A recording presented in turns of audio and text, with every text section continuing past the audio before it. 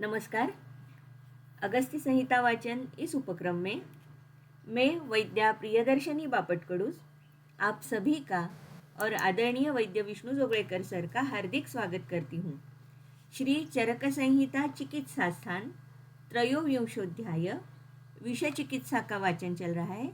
इसके अंतर्गत पिछले सत्र में हम श्लोक नंबर 203 तक आए थे।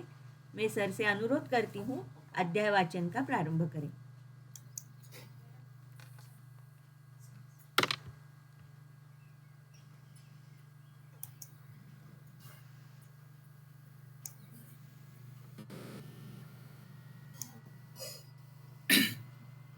धन्यवाद। कल हम आ गए थे श्लोक नंबर 203 तक, जहां कर्णिका पातन के बारे में बताया था। आज आगे बढ़ते हैं।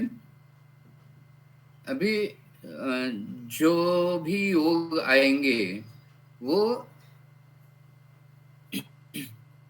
किसी न किसी स्पेसिफिक विषबाधा के लिए ऐसे योग है। तो कटभी अर्जुन शैरीश शेलु क्षीरिद्रुम त्वचः कषाय कल्कचूर्णाः स्युः कीटलूताव्रणापः। तो कटभी यानी अपराजिता, अर्जुन, शीरीष। अभी यहाँ शैरीश शब्द का प्रयोग किया है तो उसका अर्थ है शीरीष का। तो शीरीष का या शीरीष की त्वचा यहाँ अपेक्षित है। अभी शीरीष के पंचांग विषग्न है, लेकिन यहाँ सिर्फ त्वचा ही क्यों, इसका तो सीधा उत्तर कोई नहीं है। शीरीष के पंचांगों में जो अल्कलॉइड्स है वो हर एक अंग में कम ज्यादा होते हैं। वही अल्कलॉइड्स होते हैं, लेकिन मूल में कुछ अल्कलॉइड ज्यादा होंगे, कुछ पुष्प में ज्यादा होंगे, कुछ उसके बीज में ज्यादा होंगे। तो ये जिन्होंने ये लिखा है उन्होंने कैसे समझ लिया इसका तो कोई पता नहीं है। लेकिन अभी यहाँ शीरीष की त्वचा का उल्लेख है, आगे जाकर शीरीष के पुष्प का उल्लेख है, शीरीष के पंचांग का भी उल्लेख है। तो ये सिलेक्शन कैसे किया गया वो तो हमें मालूम नहीं है। उसके लिए अभी आर्टिफिशियल इंटेलिजेंस का उपयोग करके हम कुछ उसमें ढूंढ ले सकते हैं, क्योंकि इसके लिए बहुत बड़े डेटा सेट्स का माइनिंग करना होगा। और ये बड़े डेटा सेट का माइनिंग ये सॉफ्टवेयर का काम है। और आर्टिफिशियल इंटेलिजेंस उसमें बहुत अच्छे अच्छे फिल्टर्स लगा सकता है। तो किसी को अनुसंधान करना है तो जिस किसी द्रव्य का पंचांग उपयोग में लाने को कहा है और उनमें से विशेष अंग विशेष रोगों में ऐसा जहां जहां है वहां वहां ये आर्टिफिशियल इंटेलिजेंस का उपयोग करके ये देखना इंटरेस्टिंग होगा। क्षीरी द्रुम ये तो पंचवल्कल हमने देखा है, जिनसे क्षीर निकलता है, यानी चीक ज्याला म्हणतो, तसा चीक ज्याच्या मधून येतो, ज्या झाडांमधून, त्याला क्षीरी द्रुम असं म्हटलेलं आहे. तो ये इंटरेस्टिंग बात है कि ये सभी वृक्ष जो कहे हैं, शेलू जो कहा है वो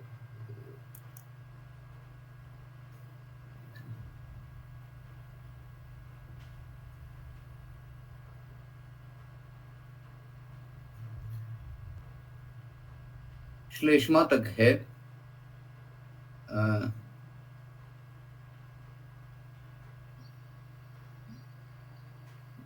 मुझे एक बात समझ में नहीं आ रही कि मेरे पास इसका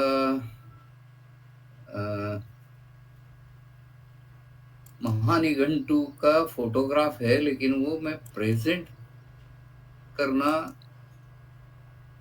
मुझे मुश्किल लगता है.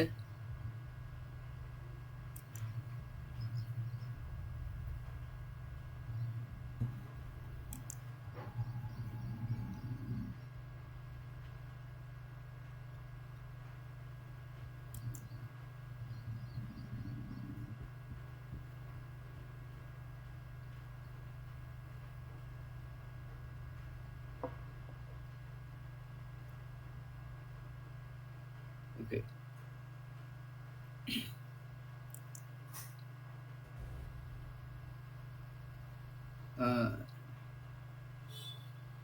ये स्क्रीनशॉट आपको दिख रहा है? श्लेष्मातकः श्लेष्मफलः शेलुर्द्विजकुत्सितो विषघ्नश्च वगैरह. नहीं सर. ओके, ठीक है. तो ये ऐप के बारे में थोड़ा सा बताता हूँ.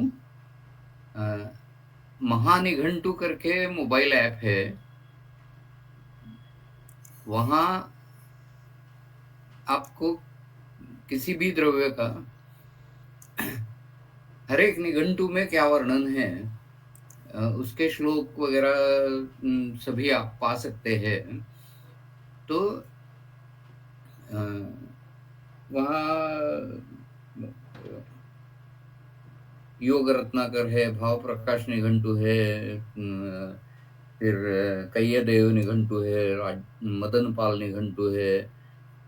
ऐसे बहुत सारे निघंटुओं का संग्रह ये महानिघंटु नाम के एंड्रॉयड ऐप पे है. तो वहाँ आप किसी भी शब्द की खोज वहाँ कर सकते हैं. आप किसी शब्द की खोज करना है तो शब्द कल्पद्रुम या वाचस्पत्यम, इनके भी एप्स अवेलेबल है.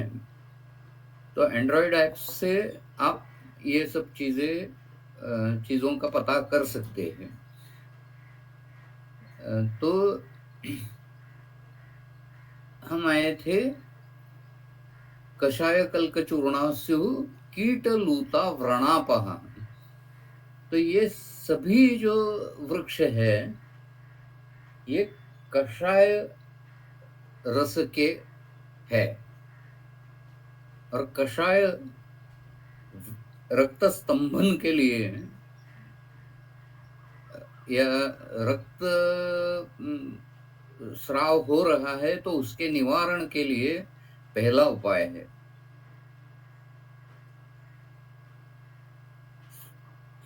संधानम स्कंदनम चैव पाचनम दहनम तथा.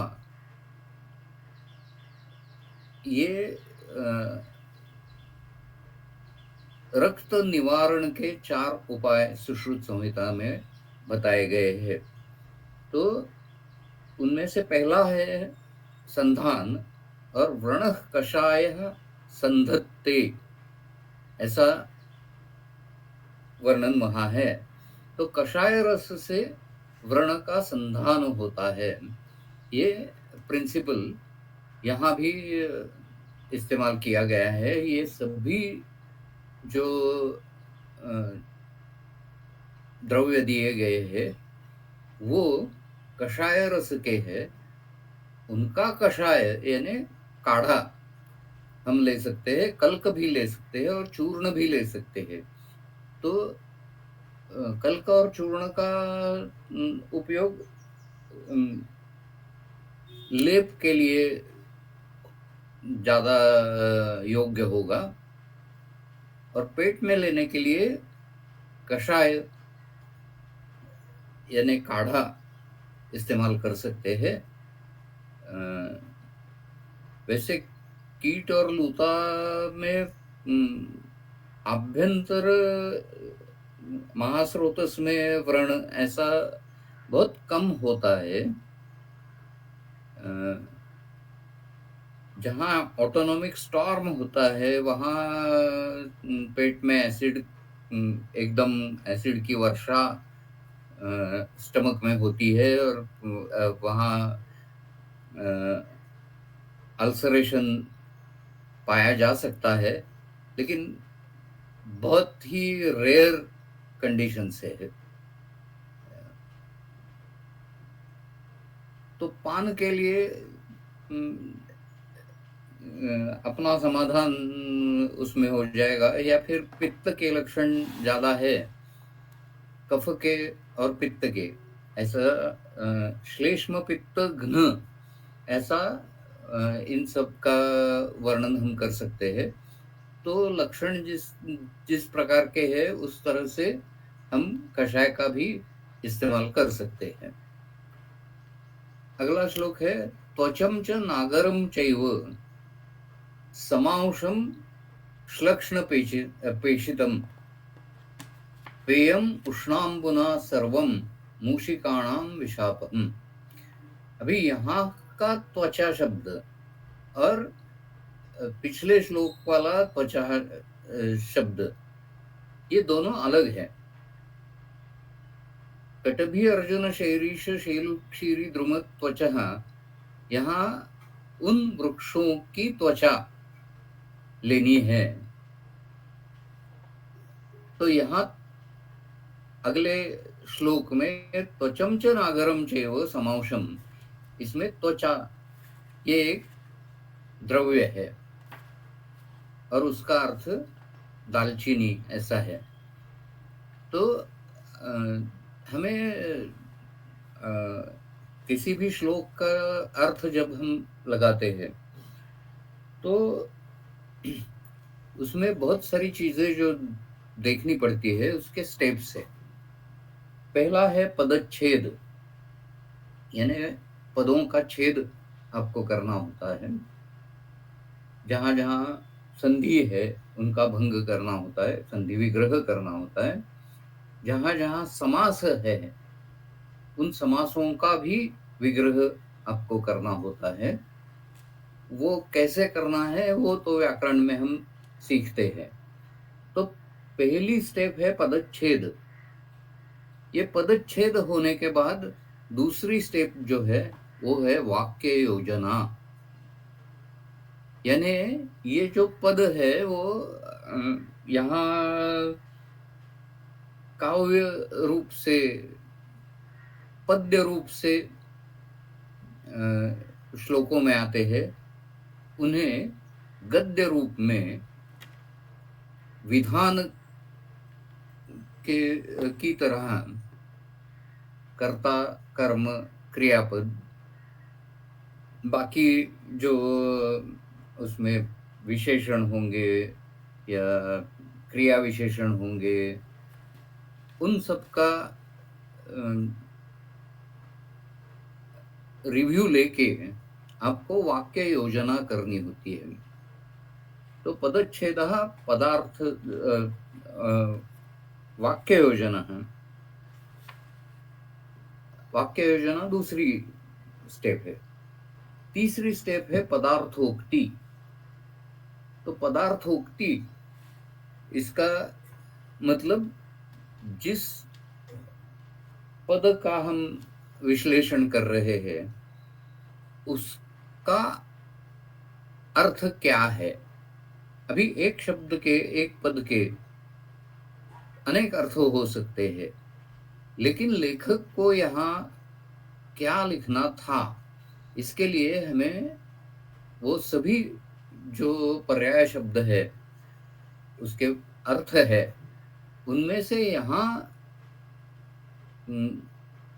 संदर्भ में जो वक्तव्य चल रहा है उसके संदर्भ में कौन सा अर्थ योग्य होगा, ऐसी रचना हमें करनी होती है। तो पदार्थोक्ति ये तीसरी स्टेप है। अभी पदार्थोक्ति हो गई तो पदच्छेद होगा, हुआ, वाक्य योजना हुई, पदार्थोक्ति हुई। उसके बाद आता है आक्षेप। यानी कोई भी विधान अगर है तो उस विधान को चैलेंज करना, उस विधान को, उस विधान में कौन सा तर्क दोष है, या वहाँ हेत्वाभास है या नहीं, ये प्रत्यक्ष के विरुद्ध है या नहीं, इस तरह से आक्षेप लेना चाहिए। एक प्रश्न खुद को पूछ लेना चाहिए कि अगर ये सच है तो वो हमें जो मालूम है ऐसी बातों से कहीं विरोध करता है या नहीं करता, ये समझ लेना चाहिए। एक एक सूत्र समझने के लिए आपको शायद एक दिन भी गंवाना पड़ेगा, लेकिन इन स्टेप्स से अगर आप जाएंगे तो उस श्लोक का अर्थ आपको बहुत अच्छी तरह समझ में आएगा। तो आक्षेप, टीकाकार जब टीका लिखते हैं तो उनमें आक्षेप लिखते हैं और उन आक्षेपों का समाधान वही टीकाकार करते हैं।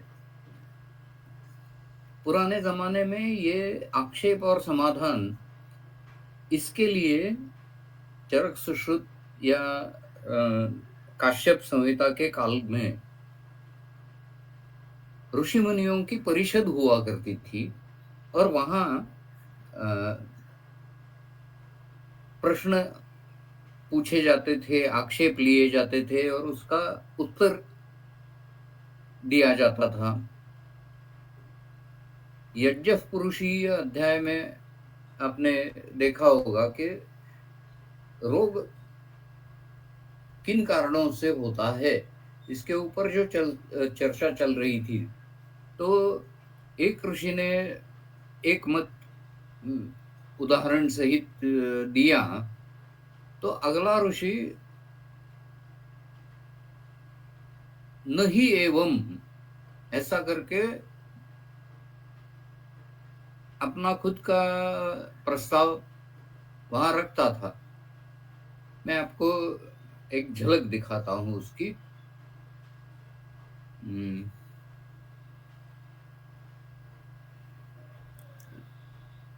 यहाँ वापस हम जरूर आ जाएंगे। इस सूत्र स्थान में आपको यज्ञ पुरुषीय अध्याय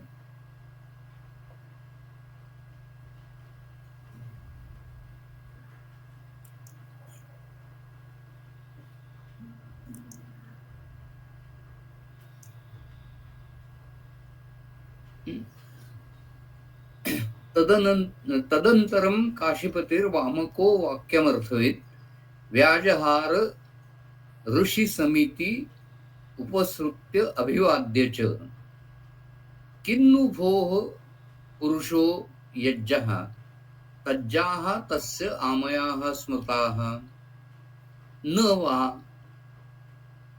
इति उक्ते नरेंद्रेण प्रोवाच ऋषीन् पुनर्वसुः। तो काशीपति वामक ने पहला प्रश्न यहाँ उपस्थित किया है। वो किस तरह के से किया है, तो उसको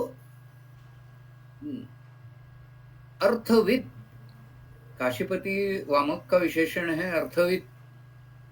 उसको अर्थ, हम क्या बोल रहे हैं उसका अर्थ पूरा मालूम है ऐसा, और दूसरे के भाषण का अर्थ भी जो जान सकता है, ऐसा राजा काशीपति, काशी का राजा, उसका विशेषण काशीपति। ये तो राजा का एक किस देश का राजा है इसके बारे में है। तो एक देश में बहुत सारे राजे होते हैं, तो यहाँ काशीपति दिवोदास नहीं है, काशीपति वामक है। तो ये वामक ऋषि ने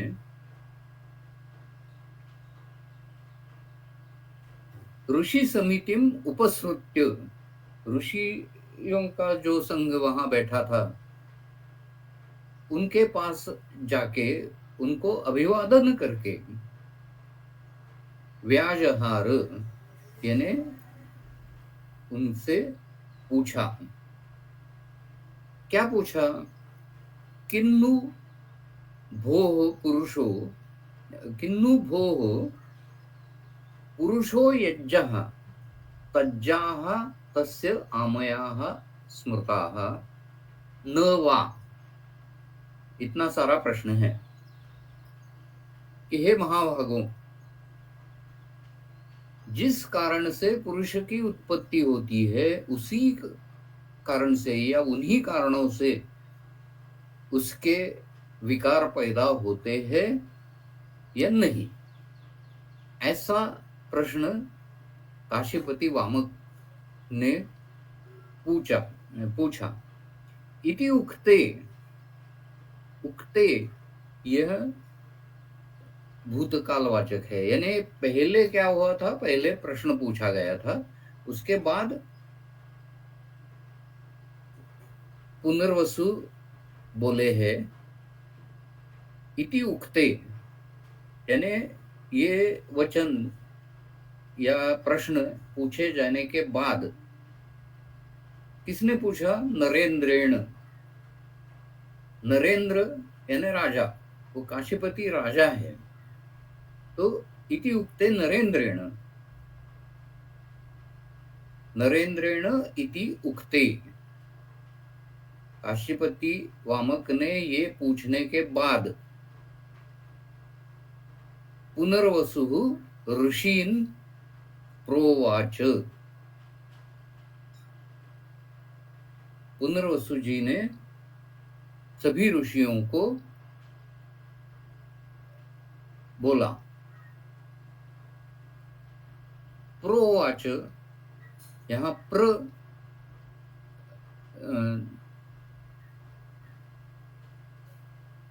उपसर्ग लगाया गया है, यानी प्रकर्षेण। तो यहाँ वो क्या मास्टर ऑफ सेरेमनीज या सूत्रधार का काम पुनर्वसु जी कर रहे हैं इस सब संभाषा में।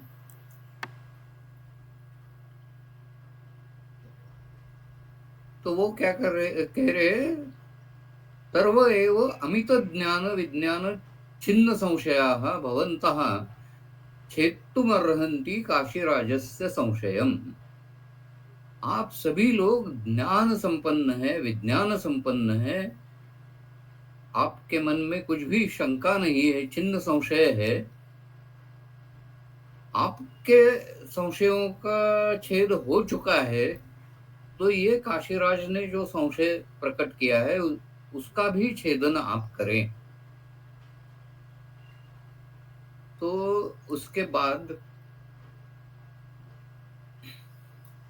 पारीक्षित तत्परीक्षाग्रे मौद्गल्यो वाक्यम अब्रवीत्, आत्मजः पुरुषो रोगाः च आत्मजाः कारणं हि सः, स चिनोति उपभुङ्क्ते च कर्म कर्म फलानि च, न हि अरुते नहि रुते अरुते चेतना धातोः प्रवृत्तिः सुखदुःखयोः।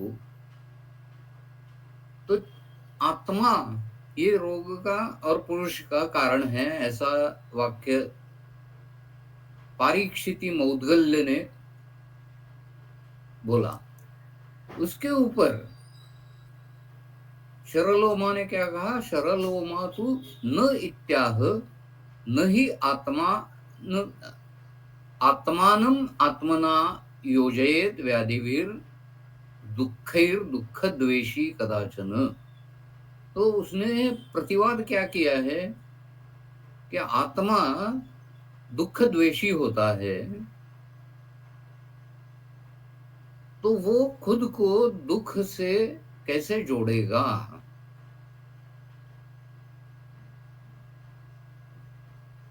तो इस तरह का संवाद ये सिर्फ चरक संहिता में दिखाई देता है ऐसा नहीं, सुश्रुत संहिता में भी ऐसे परम ऋषियों के संवाद आते हैं, काश्यप संहिता में भी आते हैं। और एक इंटरेस्टिंग बात यह है कि चरक संहिता में हमेशा सूत्रधार और अंतिम समारोप करने वाले ऋषि पुनर्वसु होते हैं।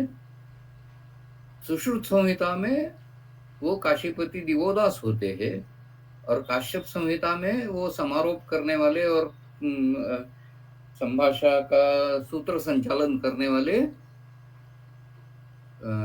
दिवोदास, काशीपति दिवोदास धन्वंतरी होते हैं।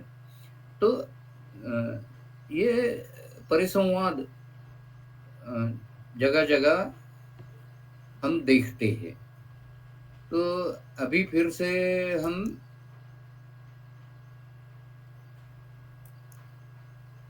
विष चिकित्सा के श्लोकों पे आते हैं।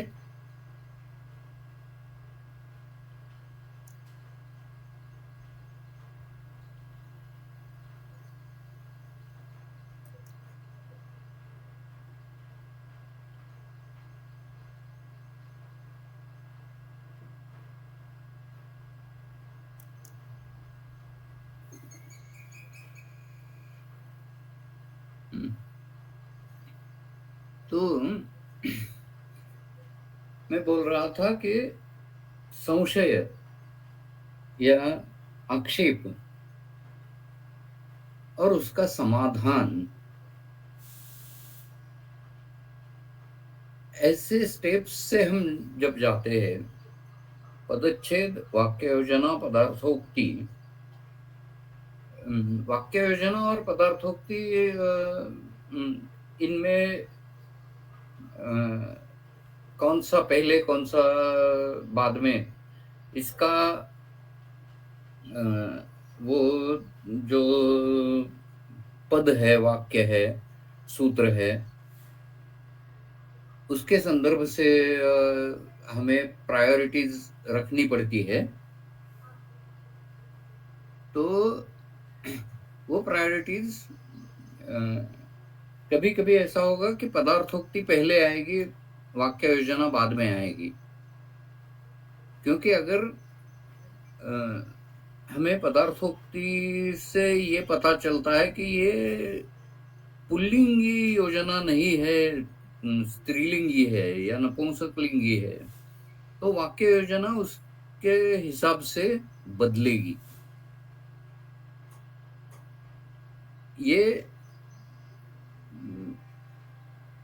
जब हमें पर्याय रहते हैं, अर्थ अगर स्पष्ट है, सरल है, तो वाक्य योजना पहले आएगी और बाद में हर एक शब्द का स्पेसिफिक अर्थ देखा जाएगा।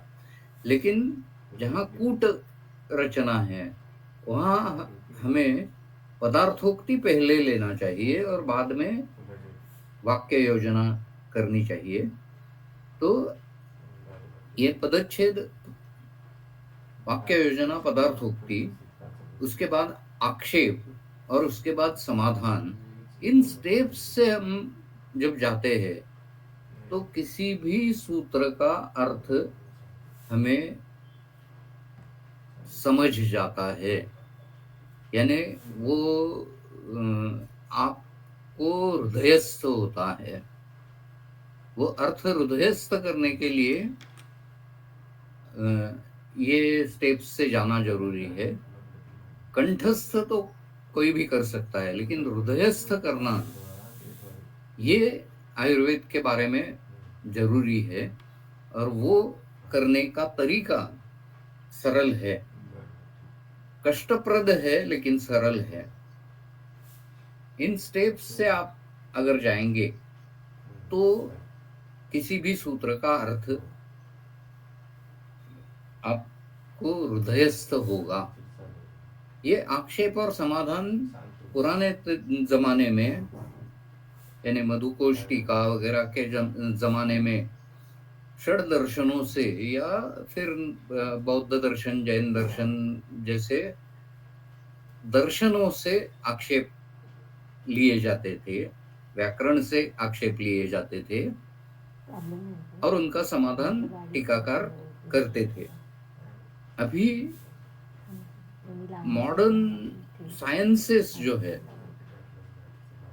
फिजिक्स है, केमिस्ट्री है, मैथमेटिक्स है, स्टैटिस्टिक्स है, वो भी आक्षेप पैदा कर सकते हैं, और उन आक्षेपों का हम जब समाधान करते हैं तो सूत्र का अर्थ अपने हृदय में ज्यादा से ज्यादा तेजस्वी होता जाता है। तो आधुनिक विज्ञान का त्याग करने से अपना ही नुकसान हम करते हैं। आधुनिक विज्ञान को हम सूत्रों का अर्थ लगाने के लिए आक्षेप के स्वरूप में सोचे, और उसका समाधान आयुर्वेद के हिसाब से और आधुनिक विज्ञान के हिसाब से समाधान जब होता है, आक्षेप का समाधान यानी आक्षेप का निरसन, संशय छेद जब होता है, तो वो सूत्र हृदयस्थ होने में ज्यादा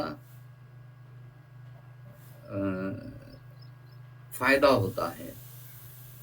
तो आप ये सिस्टम जरूर समझ लीजिएगा और उसका उपयोग जरूर कीजिएगा। तो अब आगे जाते हैं।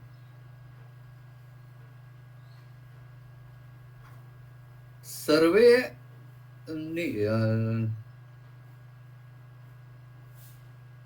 हाँ,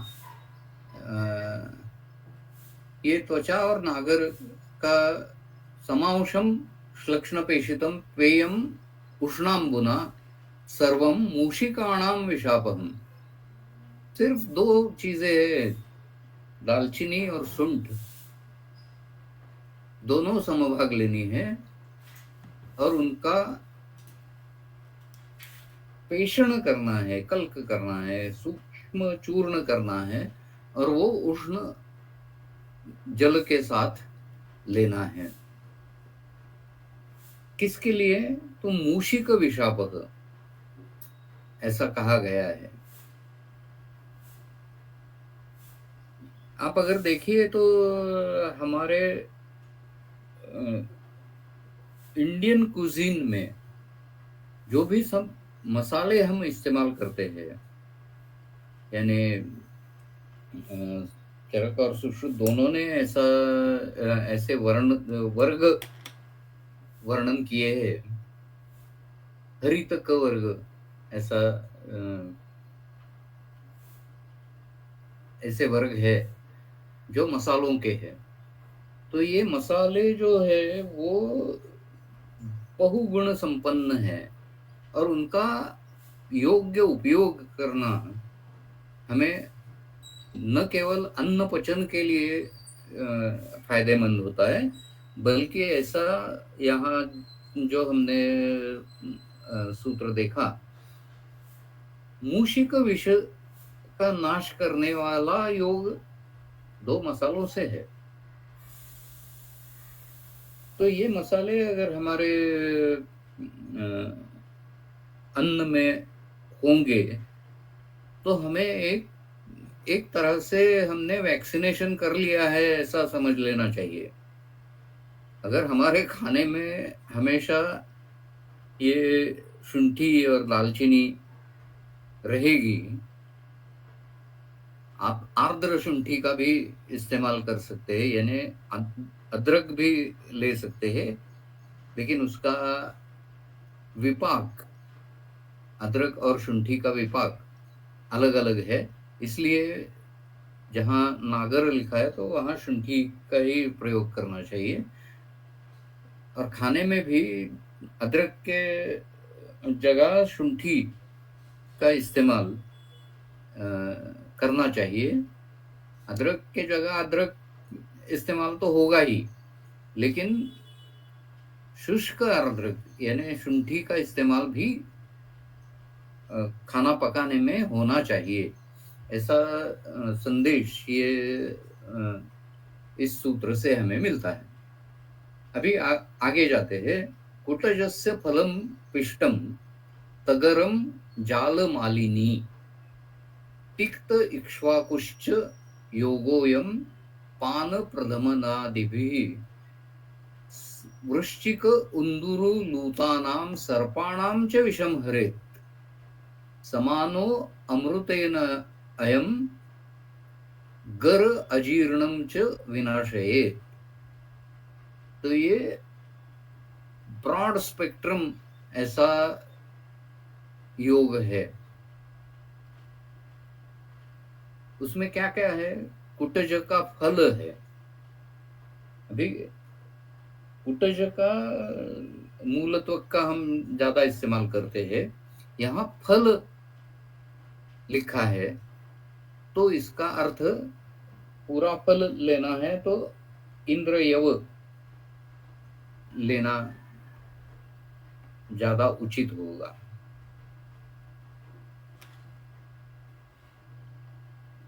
उस फल की त्वचा भी उसमें आई तो कुछ बिगड़ता नहीं है, लेकिन इंद्रिय ये प्रधान द्रव्य यहाँ होगा। तगर ये तो वातग्न वनस्पति आप सबको मालूम है। गार्डन वैरायटी नहीं लेना है, तगर का मूल लेना है, और वो तगर हिमालय में पैदा होने वाली तगर है। जाल मालिनी, अभी जाल मालिनी का अर्थ देव ताड़कः ऐसा चक्रपाणी जी ने दिया है। महानिघंटु में जाल मालिनी ऐसा सर्च वर्ड मैंने डाल दिया तो कुछ नहीं आया। फिर देव ताड़क ऐसा सर्च वर्ड डाल दिया तो भी कुछ नहीं आया। तो देव ताड़ ऐसा देव ताड़क के बजाय देव ताड़ ऐसा सर्च वर्ड मैंने इस्तेमाल किया, तो उससे पता चला कि देव ताड़क यानी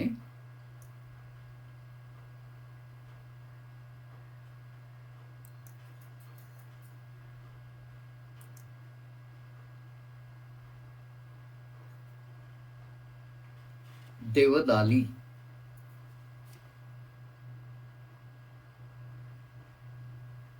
देवदाली के पर्याय शब्दों में देवतांड ऐसा शब्द आया है। देवदाली, देवतांड, जीमूत, जीमूती जालिनी वेली देवदाली गरागरी वृत्तकोशो देवतांडः कर्कोटी आखुविशापहा। ऐसा वर्णन ये महानिघंटु में मुझे मिल गया। तो जालमालिनी शब्द का अर्थ है देवदाली, इंद्रवारुणी जिसे हम मराठी में कहते हैं। ये खुद विषैला है, इसका उपयोग बहुत सावधानी से करना चाहिए। ये इंद्रवारुणी उभय मार्ग शोधन ऐसा द्रव्य है, वमन भी करता है, विरेचन भी करता है। तो इसका उपयोग करना हमें ज्यादातर आमाशय स्थित विषय में करना चाहिए, कफ प्रधान विषय में करना चाहिए। तिक्त इक्ष्वाकु, ये तिक्त इक्ष्वाकु यानी कटु अलाबू, कड़ू भोपड़ा, जो हम वमन के लिए इस्तेमाल करते हैं। तो यह कुटजस्य फलम पिष्टम, इंद्रियों का एक उपयोग अतिसार रोकने के लिए है। तगर वातग्न है, ये इंद्रवारुणी और तिक्त इक्ष्वाकु एंटी पेरिस्टालसिस डेवलप करने वाले हैं और उल्टी करने वाले हैं। तो यहाँ वात का क्षोभ होने वाला है, तो ये वात का क्षोभ पहले ही जरा कम कर लेने के लिए यहाँ तगर इसमें इस्तेमाल किया गया है। कुटज का फल ये अतिसार को रोकने के लिए है। जो इंद्रवारुणी है वो ऊर्ध्व मार्ग से और अधो मार्ग से शोधन करती है। तो अधो मार्ग से शोधन न हो, ऊर्ध्व मार्ग से ही हो, इसलिए ये योग ऐसा संयोग यहाँ जो किया है, इंद्रिय है, तगर है, वो प्रिवेंटिव एस्पेक्ट से है। और काम करने वाले दो चीजें जो है वो है इंद्रवारुणी और कटु अलाबू।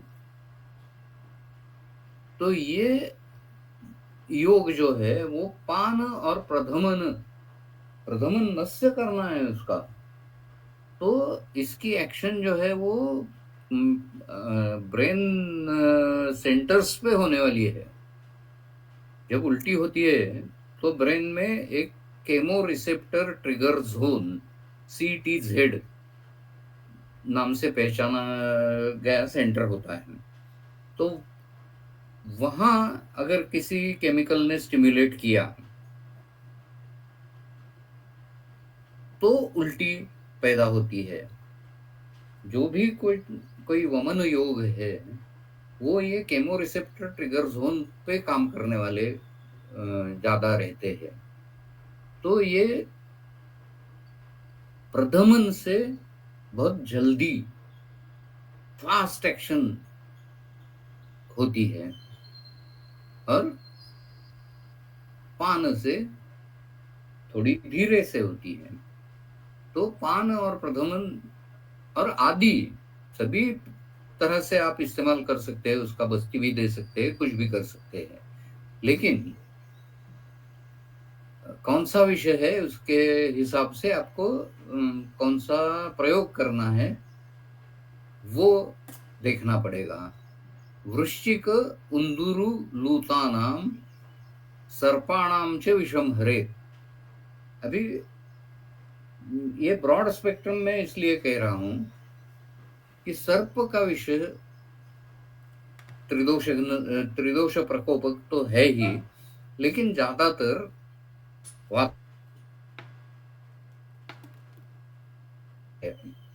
लूता कफ प्रकोपक है, वृश्चिक पित्त प्रकोप है, और उन दोनों का ज्यादातर दीर्घकालीन परिणाम उसके होते हैं, यानी गर्भविष जैसा परिणाम होता है। गर्भ का और अजीर्ण का उल्लेख भी उसके फलश्रुति में किया गया है। समानो अमृतेन अयम, समानो ही अमृतेन अयम, ये योग अमृत के समान है और उससे गर्भ विष का भी नाश होता है और अजीर्ण का भी नाश होता है। तो ऐसा योग जो दिया है वो इमरजेंसी कंडीशंस में देने के लिए है, वो हमेशा लेने के लिए नहीं है।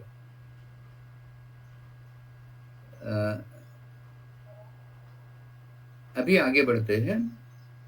सर्वे अगदाः यथा दोषम प्रयोज्याः स्युः कृकंटके। अभी कृकंटक यानी क्या? तो सरडा, जिसे हम सरडा कहते हैं या शैमेलियन कहते हैं,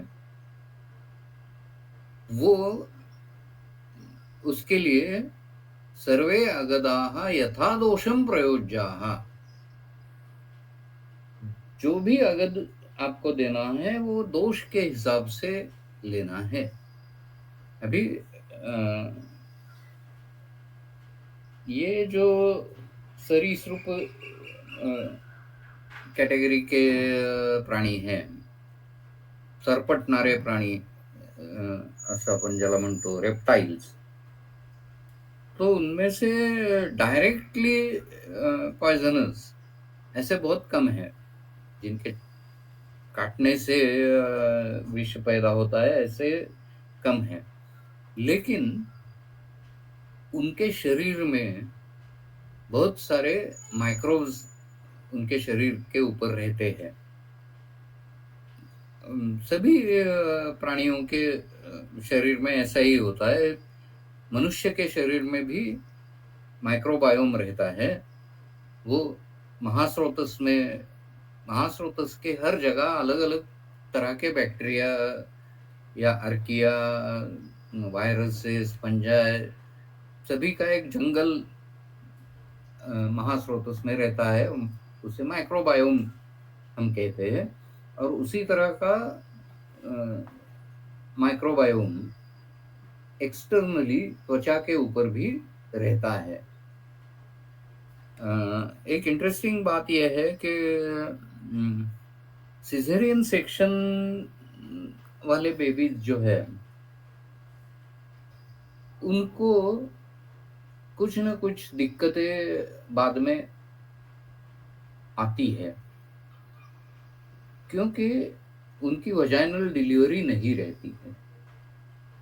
तो वजाइनल माइक्रोबायोम जो है उसका संस्करण उस बेबीज को नहीं होता। तो अभी प्रसूति तंत्र में या कौमार भृत्य में जो नया तरीका है उसमें सिजेरियन सेक्शन की बेबी के हेड को वजाइनल डिस्चार्ज से मालिश करते हैं। तो इन बच्चों में ऑटिज्म वगैरह डिसीजेस कम दिखाई देते हैं। तो ये माइक्रोबायोम का महत्व है। तो ये कृकंटक सरीसृप जो है उनके माइक्रोबायोम में साल्मोनेला जैसे बहुत ही विषैले बैक्टीरिया होते हैं। एक्चुअल विषबाधा जो होती है वो बैक्टीरिया से होती है। साल्मोनेला से टाइफाइड होता है, फिर बाकी के क्लेप्सिएला वगैरह जो माइक्रोब्स है उसमें उनसे जहर पैदा होता है और वो शरीर के जख्मों से अंदर जा सकता है या फिर खाने पीने की चीजों में अगर ये पड गए, दुधात पाल पडली आणि विषबाधा झाली, अशा प्रकारच्या हकीकती आपण ऐकतो. That is due to bacterial poisoning. Bacterial food poisoning हो सकता है और बैक्टीरियल वुंड पॉइजनिंग वो भी हो सकता है. तो उनमें जिस दोष का प्रकोप होगा उसके हिसाब से अगध का प्रयोग करना चाहिए. फिर स्पेसिफिक कुछ दिए है योग. कपोतविट मातुलुंगम शीरीष कुसुमाद रसः शंखिनी शंखिन्यर्कम पयः शुंठी करंजो मधु वार्षिके. तो अभी पहला वो कृकंटक का योग बता दिया. अभी वार्षिक यानी वृश्चिक विषय में करने वाला प्रयोग दिया है. कपोतविट, इसके बारे में पिछले व्याख्यान में वर्णन किया था. मातुलुंग, ये मिलने को जरा तकलीफ है बहुत, यानी on the verge of extinction ऐसा ये है. बहुत कम जगह मातुलुंग के पेड़ पाए जाते हैं, फल पाए जाते हैं. लेकिन वो बहुत अच्छा अग्निदीपक ऐसा फल है, लेकिन दुर्दैव से वो बहुत कम मिलता है. अभी यहाँ शीरीष कुसुमाद रसः ऐसा कहा है. पहले शीरीष की त्वचा का इस्तेमाल किया था, यहाँ शीरीष कुसुमाद रसः का रस इस्तेमाल करना है. शंखिनी यानी अपराजिता या ज्योतिषमती, दोनों के लिए शंखिनी शब्द का इस्तेमाल किया है. उसका एक फोटो है, लेकिन वो व्हाट्सएप पे मेरे पास है, वो मैं अभी दिखा नहीं पा रहा हूँ.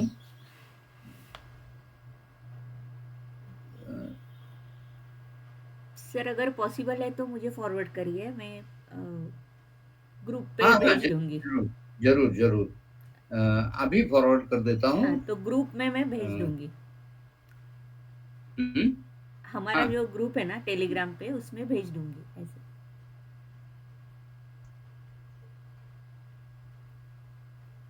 मिनट.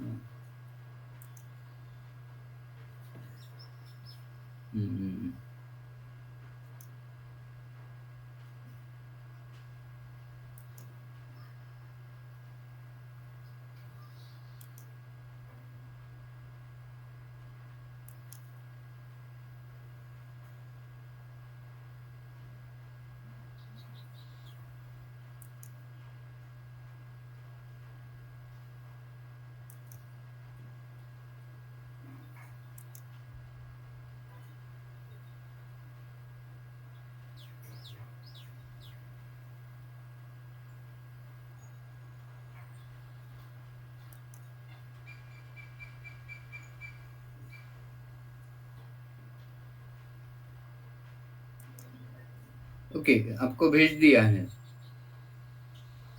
Yes sir. हाँ, तो शंखिनी आर्कम पयः आर्कम पयः यानी रुई का जो क्षीर आता है, रुईचा चीक,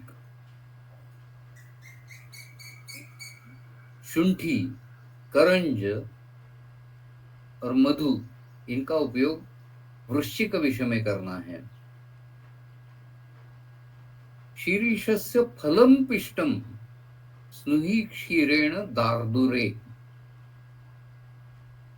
दार्दुरे विषे शीरीषस्य पिष्टम फलं स्नुहि क्षीरेण संयुक्तम उपयोजयेत। तो दार्दुर विष यानी दर्दुर विष, मंडूक की वजह से होने वाला विष, उसमें शीरीषस्य फलम पिष्टम स्नुहि क्षीरेण, तो यहाँ स्नुहि क्षीर का उपयोग किया है और शीरीष के फल का उपयोग किया है। तो यहाँ देखिए कि शीरीष का उपयोग सब जगह होता है।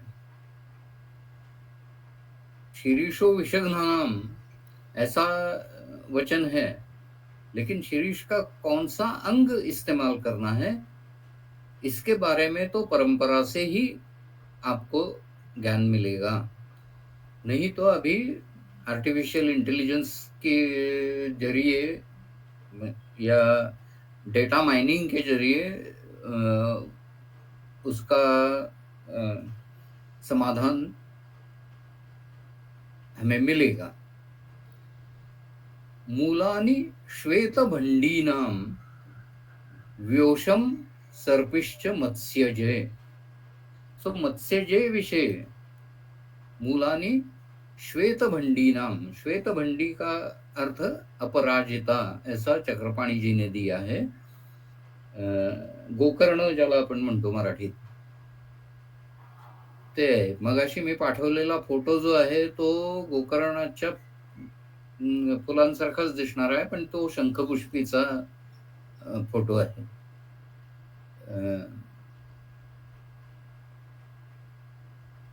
अपराजिता मूल का यहाँ इस्तेमाल करना है। व्योष यानी त्रिकटु और गोघृत, इसका उपयोग मत्स्यज विष में करना है।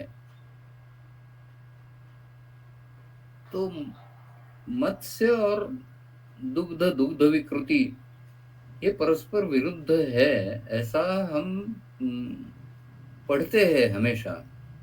लेकिन यहाँ औषध के लिए ये गोघृत युक्त औषधि दी गई है। तो श्वेत अपराजिता मूल और त्रिकटु ये गोघृत में मिला के मत्स्यज विष, फूड पॉइजनिंग ही है। मछली खाने से अगर विषबाधा हो गई है तो उसके ऊपर ये क्रिया करना है। कीटदष्ट क्रियाः सर्वाः समानाः स्युः जलौकसाम्। तो विषैले जलौका का प्रयोग अगर हो गया या एक्सीडेंटल कहीं दलदल में आप चल रहे हैं तो ऐसी जलौका डस जाती है, तो सुश्रुत ने जो जलौका का वर्णन किया है उनमें 6 निर्विष और 6 सविष ऐसे जलौका बताई गई है। हम हमेशा इस्तेमाल करते हैं वो निर्विष है। हिरुडिना मेडिसिनेलिस ऐसा उसका लैटिन नेम है, और वो सिर्फ आयुर्वेद में ही नहीं, मॉडर्न मेडिसिन में भी उसका इस्तेमाल प्लास्टिक सर्जरी में किया जाता है। लेकिन ये जलव का विषैली भी हो सकती है। उनके वो जो दंश करती है वहां से जो लाला स्राव उनका जो व्रण में जाता है वो बहुत पावरफुल होता है। वो एंटीसेप्टिक रहता है, एंटीबैक्टीरियल रहता है, क्योंकि एंटीकोएगुलेंट भी रहता है। बहुत सारे उनमें एंजाइम्स है, लेकिन वो पावरफुल एंजाइम्स है। और जितना पावरफुल द्रव्य है उतना ही उसका विषरूप होना ज्यादा आसान रहता है। तो जलौकाओं के कुछ जातियां सविष है, तो इनमें कीट दष्ट के समान सभी क्रियाएं करनी चाहिए, ऐसा अ,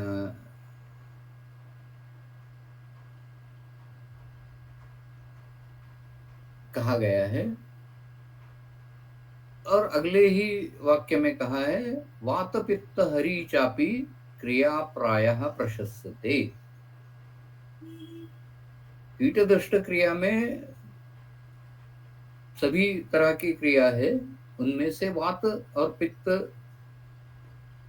का प्राधान्य ये विषैले जलौकाओं में बताया गया है।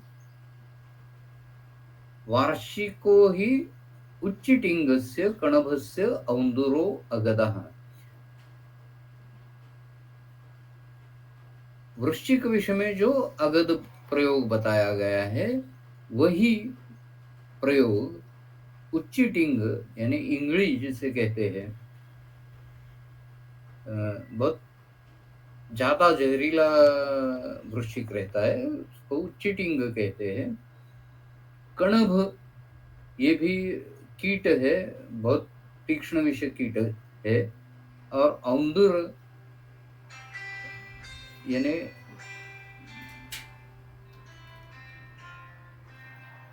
मूषक विषय में भी वृश्चिक विषय के अगध का प्रयोग करना चाहिए। अभी आगे बढ़ते हैं। आगे बढ़ने का समय शायद नहीं है अभी, फिर भी देखते हैं। अगर हो सके तो ये पंचशीर्ष अगध तक पूरा करें, क्योंकि अगले हफ्ते में मुझे थोड़ा 10-15 मिनट पहले व्याख्यान बंद करना होगा, क्योंकि मुझे 9 बजे घर से निकलना है। तो ठीक अगले है सर। हफ्ते थोड़ा कम होगा, इसलिए अभी थोड़ा 5-7 मिनट में ये 7-8 श्लोक हम देख लेते हैं। ठीक है सर। चलेगा? ठीक है, ठीक है। ओके।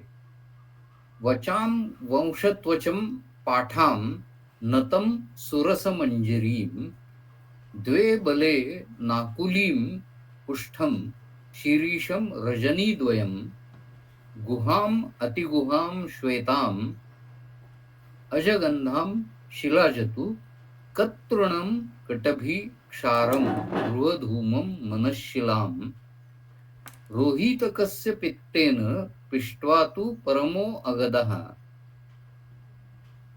नस्य अंजनादि लेपेषु हितो विश्वंभरादिषु। ऐसा अगद दिया है। तो यहाँ वचा है, वंश त्वचा है,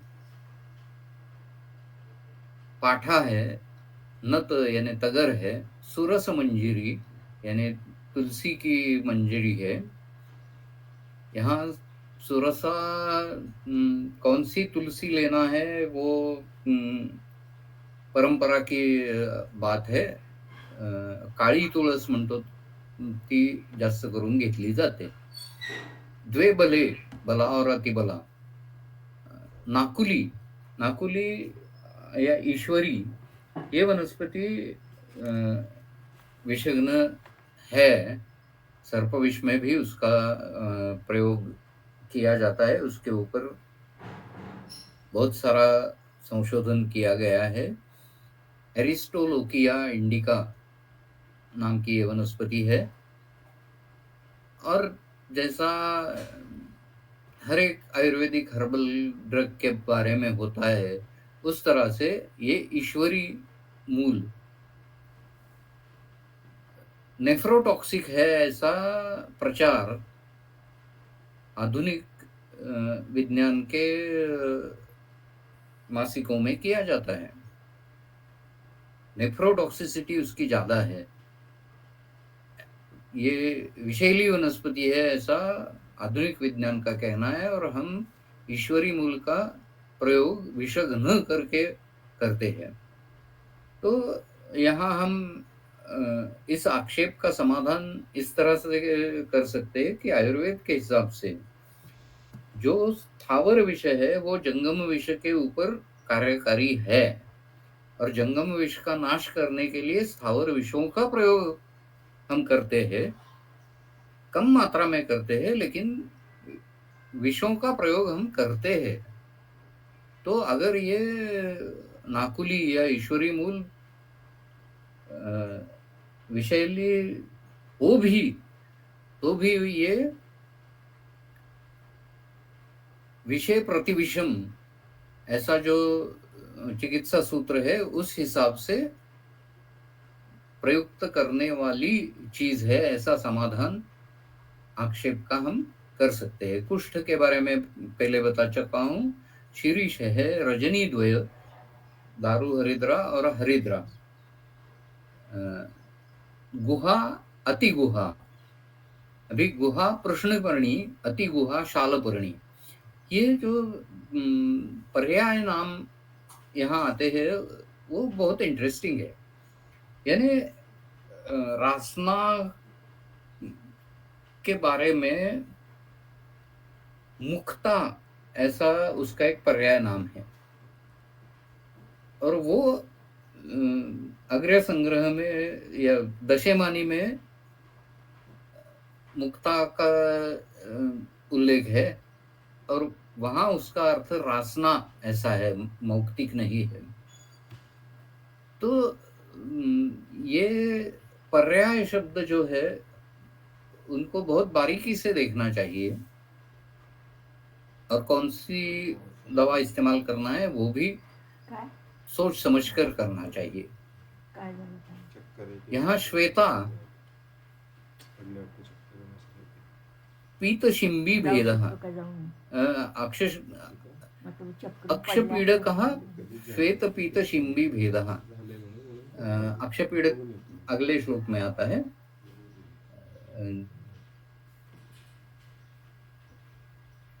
तो यहाँ श्वेता अपराजिता ही है, अजगंधा अश्वगंधा है। अजगंधा ये अलग वनस्पति है, फोफांधेति व्याख्याता। तो ये वनस्पति कौन सी है, ये थोड़ा निघंटुओं के साथ देखना पड़ेगा। शिलाजित है। चरक में शिलाजतु का प्रयोग बहुत जगह है, वो रसायन करके भी है। यहाँ हम ऐसा समझ सकते हैं कि शिलाजतु का योग यहाँ अग्निमान्य नष्ट करने के लिए और धातुअग्नि प्रदीपन और धातुओं को बल देने के लिए किया गया है, ऐसा हम समझ सकते हैं। कतृणम, कतृण जो है वो सुगंधी तृण है, रोहिश गवत जिसे कहते हैं, या सिट्रोनेला की वैरायटी कह सकते हैं। सिट्रोनेला का इस्तेमाल हम इसमें कर सकते हैं मच्छरों के लिए, जो ओडोमॉस वगैरह सभी जो एंटी मॉस्किटो रिपेलेंट प्रॉपर्टी उसमें है। कटभी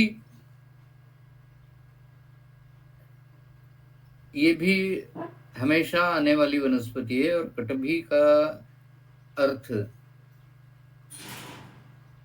फिर से एक बार देखते हैं।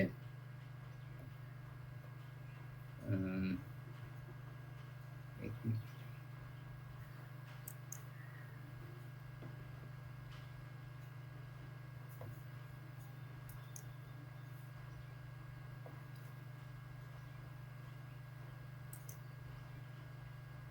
कटभी यानी ज्योतिषमती,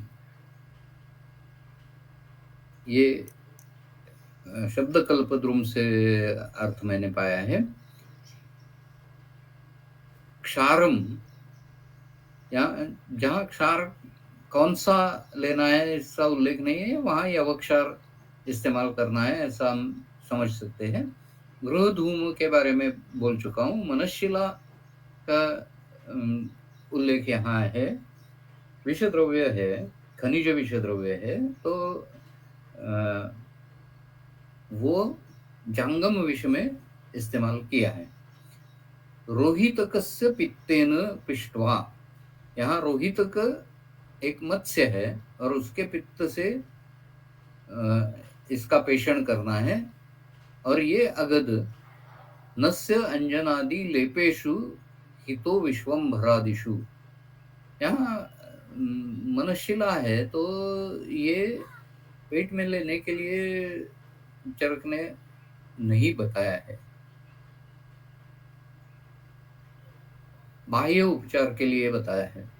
स्वरिजिका अजशकृत क्षारः सुरसा अथ अक्षिपीडकः मदिरामंड संयुक्तो हितः शतपदी विषे। स्वरिजिका क्षार और अजशकृत क्षार यानी अजा बकरी के या बकरी की विष्ठा का क्षार करना है और उसका इस्तेमाल करना है। सुरसा है, अक्षिपीड का अर्थ श्वेत पीत शिंबी भेदः, ऐसा चक्रपाणी जी ने बताया है। मदिरामंड संयुक्तो हितः शतपदी विषय, तो मदिरा मंड यहाँ इस्तेमाल करना है। मदिरा मंड यानी क्या है, तो मदिरा जब तैयार की जाती है तो उसका ऊपरी भाग जो है उसको मदिरा मंड कहते हैं। तो इसका उपयोग यहाँ शतपदी विषय में किया गया है। अभी अगला है कपित्थम अक्षिपीडो अर्क बीजम त्रिकटुकम तथा करंजो द्वे हरिद्रे च गृह गोधा विषम जयेत। तो अर्थ सरल है। अक्षिपीड यानी श्वेतपीत शिंबी भेद है। अर्क बीज है, त्रिकटु है, करंज है। अभी यहाँ अर्क क्षीर नहीं है, अर्क बीज है, दोनों हरिद्राएं हैं। ये गृह गोधा विषमजेत पालीच कल्प है। काकांड रस संयुक्तो विषाणाम तंडुलीयकः प्रधानो बर्हि पित्तेन